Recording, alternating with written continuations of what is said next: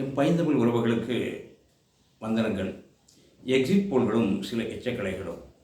என்னங்க தலைப்பே விவகாரமாக இருக்குது அப்படின்னு சொன்னீங்கன்னா, நம்முடைய நாட்டில் நடக்கக்கூடிய நடப்பு இந்த காலத்தில் இன்றைய தேர்தல் காலத்தில் 2026 தேர்தல் கால முறைகேடுகளின் சில மொத்த உருவங்கள் எப்படி இருக்குன்னா, இன்றைய நிலையில் ஒரு முன்னேற்றமா இது பின்னேற்றமா என்று பார்த்தால், விஞ்ஞான உலகில் சர்வே என்பது என்னவென்றால் ஒரு விஞ்ஞானத்தின் உண்மையான ஒரு பாதிப்பை ஒரு நல்ல முன்மாதிரிகளை கடைபிடித்து சாம்பிள்கள் எடுத்து விஞ்ஞான முறையிலே சர்வேக்கள் எடுப்பது மரபு வழக்கமாக இருந்தது.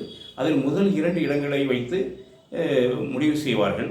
அதில் அபூர்வமாக சில சமயங்களில் 2வது இட வருபவர்கள் முதலிடத்தை பெறக்கூடிய வாய்ப்பு, ஆட்சி பிடிப்பதற்கான வாய்ப்பெல்லாம் வரும்.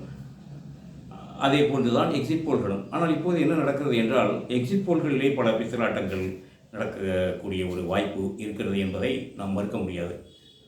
நாம் பார்க்கலாம். எப்படி என்றால், வாய்ப்பே இல்லாதவர்களுக்கெல்லாம் வாய்ப்பு இருப்பதாக கணக்குகள், கணக்கீடுகள், ஆதாரங்கள் காட்டப்படுவதாக நாம் பார்க்கிறோம்.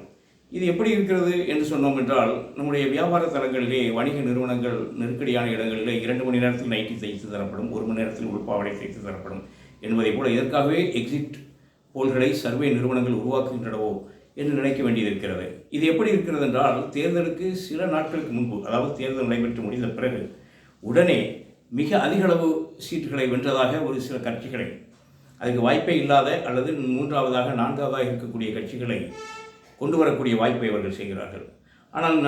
ஆனால் நாம் பார்க்கும் பொழுது என்ன நடக்கிறது என்றால், தேர்தல் முடிவுகள் வேறு விதமாக இருக்கும். சரி, இவர்களுக்கு தெரியாதா? இதை கழிவுகளை ஊற்ற மாட்டார்களா, காரை மூட மாட்டார்களா என்றால் அதை பற்றி அவர்களுக்கு கவலை இல்லை. இது ஒரு பேக்கேஜ். தேர்தலில் இப்படி சொல்ல வேண்டும் என்பது அவர்களுடைய சின்ன ஒரு ஹாஃப் பாயில்கள், அரை டிக்கெட்டுகளை வைத்து திருப்திப்படுத்துவதற்காக. நாமெல்லாம் ஜெயிக்கிற மாதிரி தான் வந்தோம். ஆனால் அந்த 75 ஆண்டு கால அந்த அங்கிள் கட்சி நம்மளை இந்த மாதிரி சொதப்பிட்டு, 50 ஆண்டு கால அந்த பெரியப்பா கட்சி நம்மக்கிட்ட வேலையை காமிச்சிச்சு அப்படின்னு சொல்கிற மாதிரியான ஒரு நிலைமையில் தான் அவர்கள் இருக்கிறார்கள். அதை வைத்துக்கொண்டு அவர்களுடைய அந்த அரை டிக்கெட்டுகளை கொஞ்சம் நாளைக்கு ஓட்டலாம் அப்படிங்கிற ஒரு நினைப்பில் அவர்கள் செய்கிறார்கள். ஆரம்ப காலத்தில் என்ன நடந்தது என்று பார்த்தால், தேர்தலுக்கு பணம் கொடுப்பது நடந்தது. ஜனநாயகம் பணநாயகமாக மாறியது. அதன் பிறகு நாம் பார்த்தோம், வாக்குப்பதிவு இயந்திரங்களை வைத்துக்கொண்டு பண்ண வேண்டிய வேலைகள் எல்லாம் செய்யக்கூடிய சில முறைகேடுகள் குற்றச்சாட்டுகளாக எழுந்தன. அதன் பிறகு எஸ்ஐஆர் என்ற ஒரு டுபாக்கூர் வேலையும் நடைபெற்றது. அதை தமிழகம் முறிவடித்தது என நினைக்கிறோம், பார்க்கலாம். இப்போது வந்திருப்பது இந்த மாதிரியான எக்ஸிட் சர்வேக்கள். அவர் வரப்போகிறாரு, இவர் வரப்போகிறாரு, அவங்களுக்கு தான் ஜெயிப்பார்கள் என்று சொல்வது, இது இந்திய தேர்தல் யுகத்தின் ஒரு சாபக்கேடா அல்லது முன்னேற்றமா என்பதை நாளை வரும் தேர்தல் முடிவுகள் வெளிப்படுத்தும்.